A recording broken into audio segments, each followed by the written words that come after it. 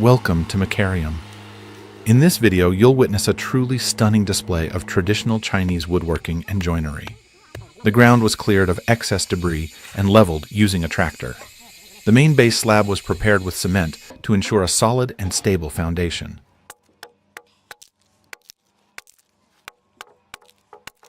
The entire structure will be constructed using timber and the traditional mortise and tenon method, old traditional joinery.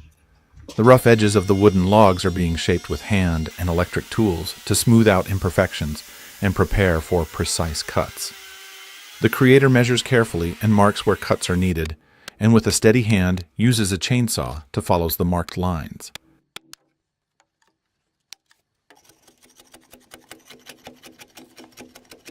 Concrete cubes were placed on the slab at equal intervals.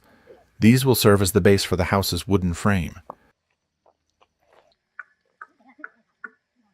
They play a vital role, allowing for proper ventilation and protecting the house from moisture. A mortise and tenon joint is a simple yet ingenious way to connect two pieces of wood. The joint consists of two primary components, the mortise and the tenon. The joint works by inserting the tenon into the mortise in another piece. Creating a strong mechanical connection that resists pulling and twisting forces. Instead of screws and nails, they custom fit each joint so that they fit together perfectly like a puzzle. When building using the mortise and tenon method, precise measurement and absolute accuracy are essential. This becomes especially important during the framing stage, as the frame serves as the central axis of the entire house. In conventional construction, the frame is made of reinforced concrete, which guarantees strength through steel and cement. But in this method, structural strength depends entirely on the precision and compatibility of each joint. One of the final and most important stages is preparing the house for roofing. Sturdy roof beams are carefully installed. These will hold the flat planks that form the base of the roof. This wooden base will later support the final roofing material, securing it in place. Trimming the excess parts completes the framing of both the house and the roof.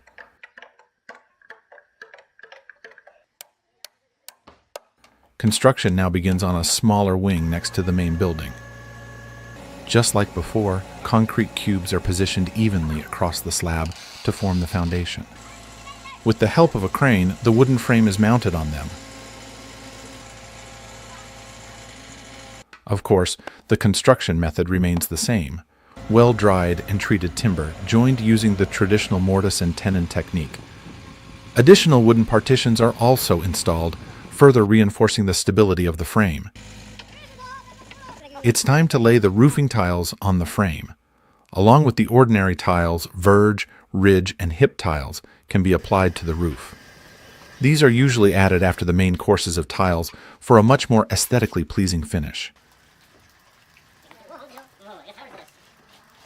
Other decorative accessory tiles, such as finials, are often used at the top of a roof or over porches for a more unique aesthetic. The tiles are laid using the overlapping method. This technique ensures proper coverage and protection against the elements. Each row of tiles overlaps the one below it to create a watertight seal, allowing rainwater to flow off without leaking. End caps can be added to the ends of the ridges to cover up the end sections, providing extra protection for the tile work and giving the roof a professional, finished look. A bandsaw machine is installed for cutting the dry wooden logs into planks of equal size. The bark must be removed from the planks, as this is where woodworms typically nest. Woodworms should not be allowed to infest the building. This is absolutely unacceptable. If the woodworms settle in, they will begin to eat the wood from the inside, damaging the structure. This can compromise the building's integrity, causing the structure to become unstable and eventually unable to endure over time. Precision is crucial, especially when using the mortise and tenon joint method. The dimensions of the planks should be the same size to be matched perfectly at the joints. This is important not only for structural strength, but also from an aesthetic standpoint. So, the wooden walls are already being installed, dividing the general space into smaller areas. The laser line level is an essential tool for ensuring precision. Right now, the builder is using this tool to make marks, ensuring that the connection points will be cut and joined correctly. To lay the first floor, wooden beams need to be installed between the frame to act as the axis. The accuracy of the floor depends on the correct installation of these so-called rails. Again, the mortise and tenon should be cut perfectly to be joined firmly. Underneath the beams, concrete building blocks are placed to reduce vibration later on. The builder runs wires beneath the floor, placing them inside protective pipes to prevent any damage. This will create the wiring network beneath the floor. Once the subfloor work is completed, the installation of the floorboards will begin.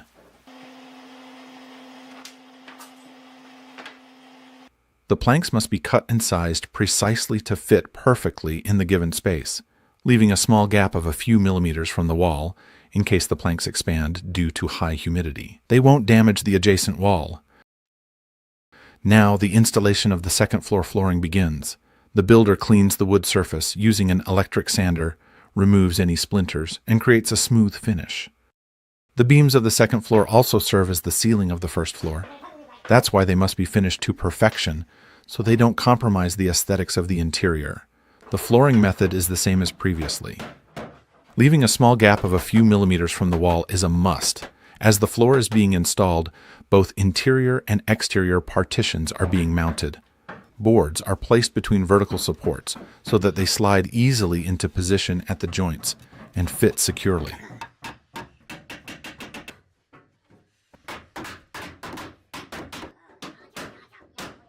This same method is used to install the interior walls of the attic. To separate the room's ceiling from the attic, a dividing wooden layer is added. As always, beams are necessary for structural stability, while wooden planks are used to fill in the empty space. So, the ceiling installation of the second floor is nearly complete. When it comes to fitting pieces into hard-to-reach or curved spaces, the carpenter takes a wooden stick with a pencil attached at one end. He traces the curve by rotating around the post, keeping the pencil at a fixed radius. This leaves a clean, accurate line to follow.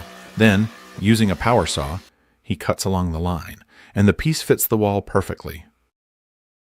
Even though the house is being built entirely out of wood, certain areas still require concrete block construction. These sections are usually reserved for wet zones, like restrooms. Because of the high humidity in these spaces, wood wouldn't hold up well over time. Once the walls are built, the next step is installing the roof slab. To achieve this, the builder sets up a metal frame, creates a mesh-like structure, and then fills it with a sand-cement mixture. Leveling the surface is a crucial step. The builder must make sure there are no gaps left in the metal mesh. So, the surface is leveled and the walls are plastered, both inside and out.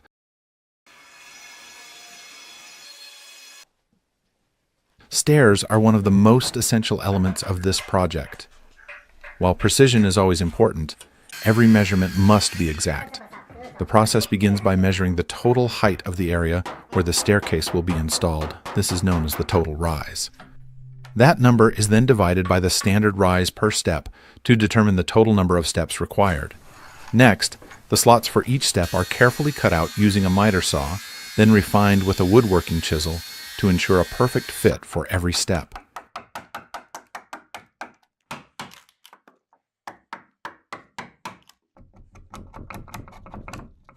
The second stringer is prepared using the exact same process.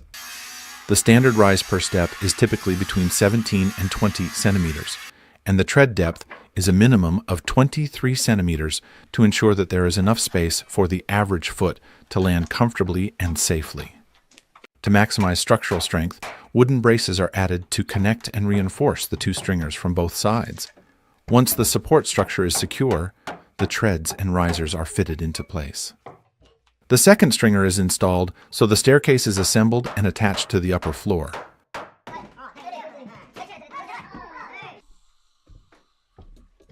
For an aesthetic, modern look, LED lighting is added beneath each step.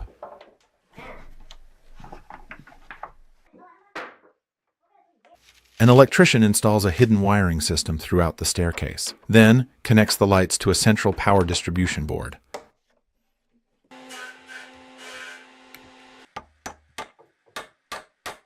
To enhance the overall aesthetic and provide structural support, the space beneath the staircase will be enclosed with wooden paneling. This not only creates a clean, finished look, but also transforms an otherwise unused area into a practical storage solution.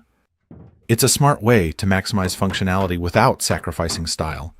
Step lighting not only adds a modern, elegant touch, but also creates a striking visual effect, turning the structure into a stunning point of the space. While it's technically possible to build stairs without handrails, doing so significantly compromises safety. Handrails are a critical component of any staircase. They are installed along one or both sides of the stairway to provide a secure, easy-to-grasp surface. Beyond safety, handrails also add structure and visual appeal to the staircase, making them both a functional and aesthetic feature of the design. In this case, since one side of the staircase is positioned directly against a wall, it naturally provides support and safety. So only the open side of the stairs requires a handrail. Proper alignment and tight connections are essential for long-term stability and user safety. All joints must be fitted with precision. Attention to these structural details not only enhances safety, but also contributes to a clean, high-quality finish.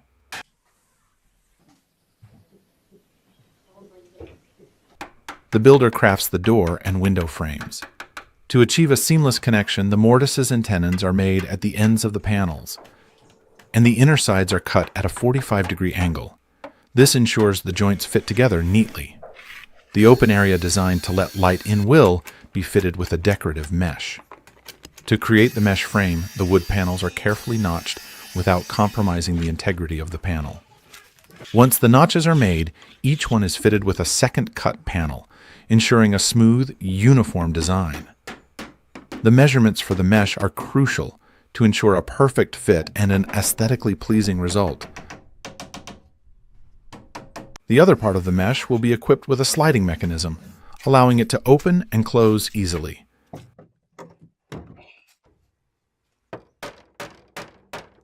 The design for both the door and window frames is identical, ensuring a cohesive look throughout the space. The main space has now been enclosed, creating a large, expansive hall filled with the warmth and light of the sun. The next step is finishing work. Every detail must be carefully smoothed using an electric sander to achieve a uniform surface free from any imperfections. Any gaps in the wood should be filled. To do this, wood-colored filler is mixed with pigment and applied to the gaps, ensuring a seamless finish.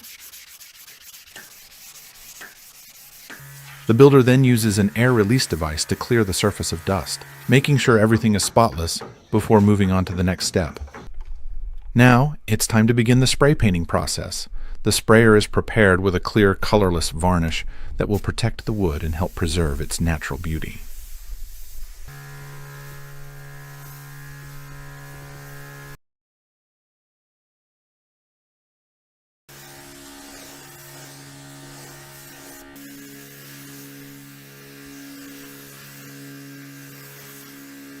Once the first layer of clear varnish is applied, the time has come to add a colored finish.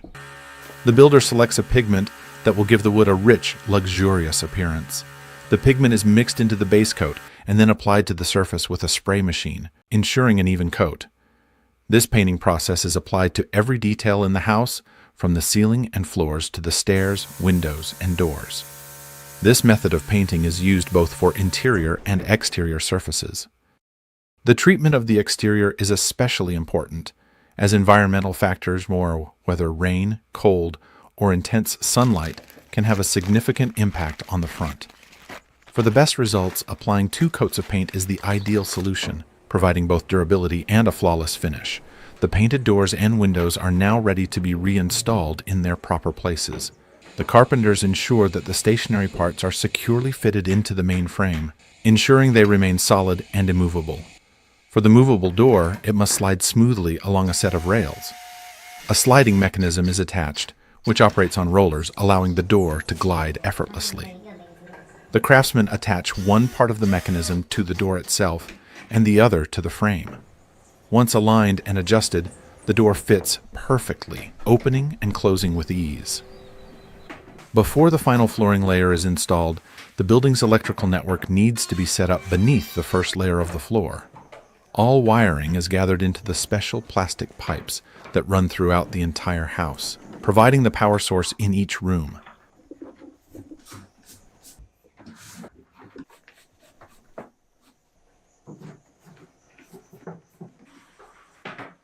After that, the smaller size beams are fixed on the first layer of the floor, which helps to install the second one. The builder cleans the whole space with a vacuum cleaner. For the flooring itself, high-quality wood is used, and its surface is treated to match the interior design. During installation, there's no need to leave a gap between the floor and the walls, as the wood has been thoroughly dried and treated. This allows it to be installed directly against the wall without any risk of expansion or damage. In each room, wires are pulled up through the floor to the designated spots where electrical outlets and power sources will be installed.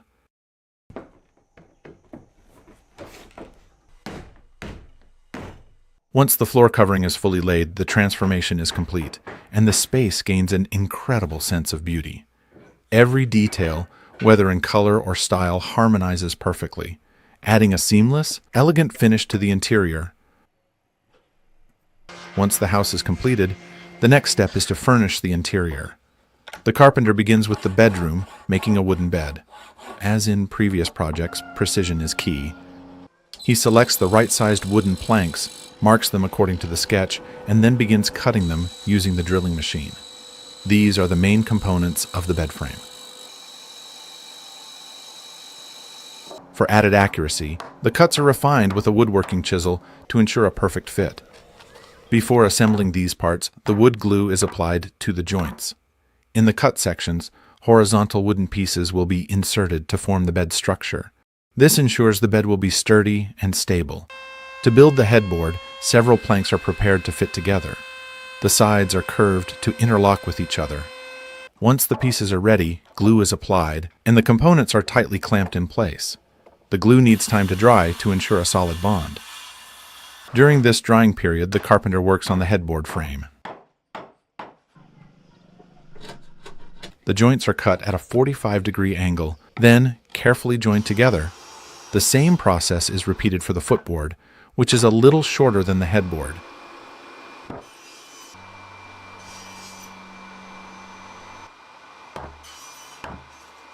Once the frame is assembled, the bed is given its first lay of light paint using a spray machine. After the first layer dries, a second darker one is applied to enhance the finish.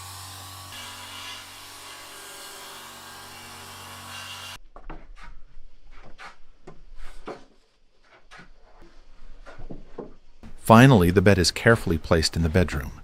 To add extra stability, the carpenter installs side panels and places the mattress on top. The result is a beautifully crafted, sturdy bed that perfectly complements the room's design. The kitchen is one of the most important spaces in the home. So, let's build a place where all family members spend a significant amount of time. Here, the floor level is too low. That's why the area must first be filled with soil to achieve a correct height. Once filled, the surface is carefully leveled and compacted firmly to ensure a stable and even foundation. After the surface is properly prepared, a sand and cement mixture is created for stretching the floor. This forms a smooth and solid base for the final floor covering.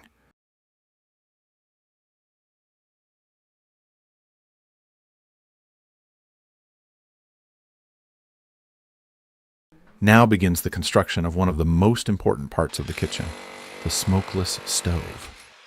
A section of the floor was cut out to install the plumbing system.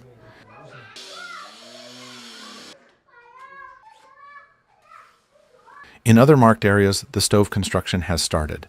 Brick is the best material for withstanding high temperatures, which makes it an ideal choice for this part of the build. This is a traditional stove, and its construction requires specific techniques. This type of stove relies entirely on craftsmanship, from the careful placement of fire bricks to the design of internal channels. To create a supporting surface, the builder uses a granite slab reinforced with rebar and a concrete mixture to ensure strength and durability.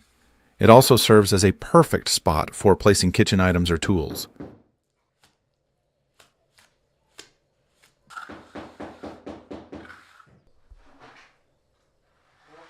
To help the stove retain heat for longer periods, its outer sides are filled with compacted soil. This added insulation traps warmth inside the structure, making the stove more efficient. Once filled, the surface is smoothly plastered to seal the heat and give the stove a clean, finished look.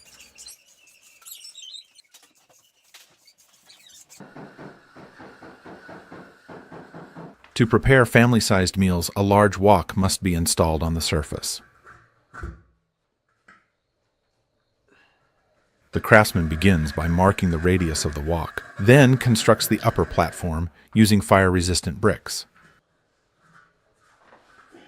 In the heart of rural China, tradition and innovation unite to create the smokeless stove.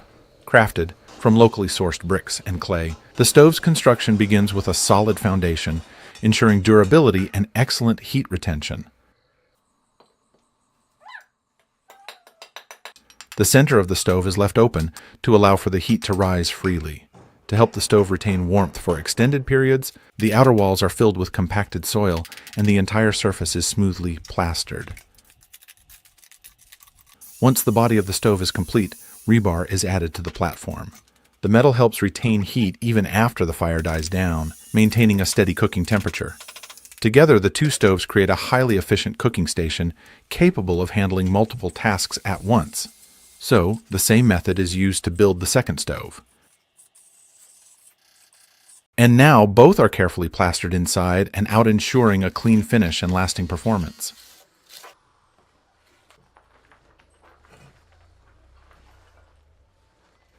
The area where the wok will be installed must first be filled with concrete to ensure a solid and stable base. The craftsman then marks the granite slab, carefully tracing the exact size of the wok to cut a precise opening. Once prepared, the granite is secured onto the surface. The sturdy, heat-resistant qualities of granite make it an ideal choice for this task, offering both practicality and beauty.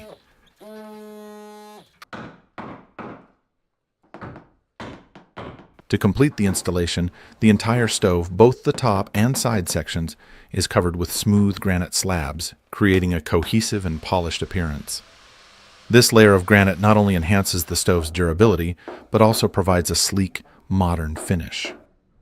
The next step is the installation of tiles in the kitchen.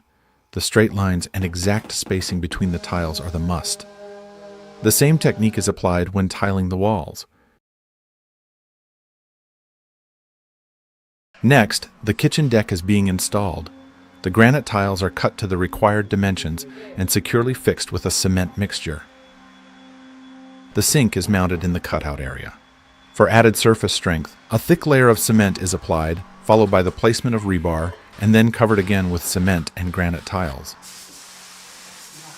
The chimney must be correctly installed to ensure proper airflow. Once that's complete, the kitchen is equipped with appliances. The gas stove is set into the counter. A compact stainless steel sink provides easy access for washing and some work, while a modern faucet adds both convenience and style.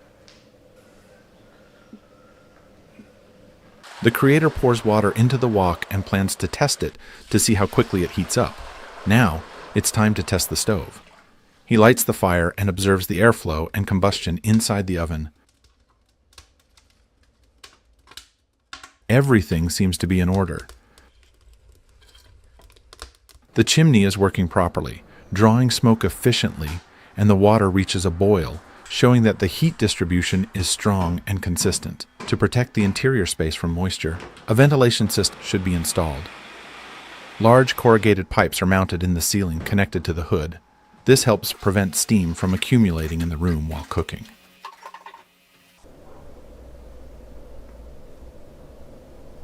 The creator chooses natural stone for the bathroom sink.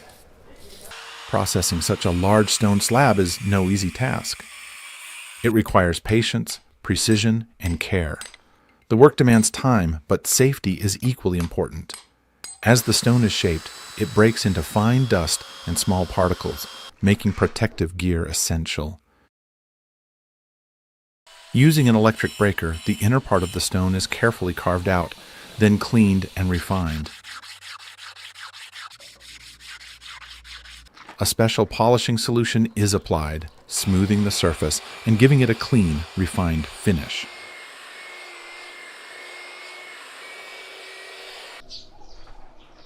Finally, a circular drill is used to create an opening at the center, preparing the stone for the installation of a drainage pipe. Next, a cabinet is needed to mount the sink. This old cabinet is perfectly usable. First, the craftsman treats it with a sander to remove the old damaged paint. Then, he polishes surface using an electric sander. He cuts the stands to the desired size and installs shelves and doors to create storage space in the cabinet. To give a darker effect, the surface can be lightly burned using a torch.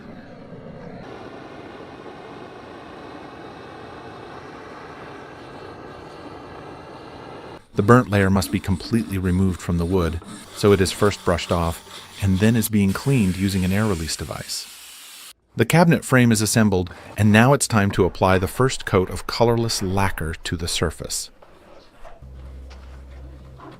For the upper part of the cabinet, a full wooden surface is required. To achieve this, the creator uses an old method. Once the pieces are ready, applies a glue and clamps the components tightly. After the glue dries, the wooden plank can be cut to the desired size and fit in the necessary place. He burns the surface lightly again, just like the cabinet, and cleans of any dust. Then the stone sink is trimmed where the faucet will be installed.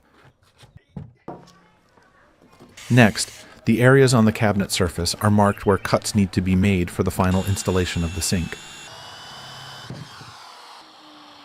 Only the finishing touches remain. The cabinet is painted with a dark-colored paint, and handles are attached to the doors.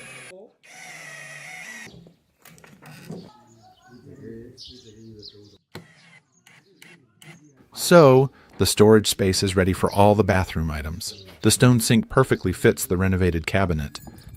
The drain pipe and faucet are finally installed on the sink. The bathroom really needed the new sink. To complete the interior, shelves are placed on the wall, and a mirror is hung above the sink. A stone that seemed useless at first glance now has become the centerpiece of the space, adding both beauty and character to the design. In this episode, we saw a house built with amazing craftsmanship using the traditional mortise and tenon method. Truly a masterpiece. We also explored the interior finishing work, crafted furniture, and bathroom and kitchen setups.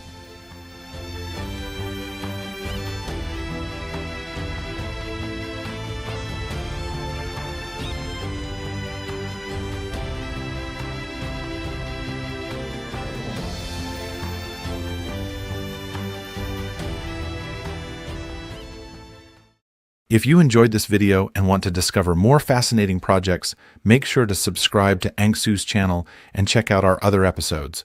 Don't forget to hit the bell icon so you never miss an update.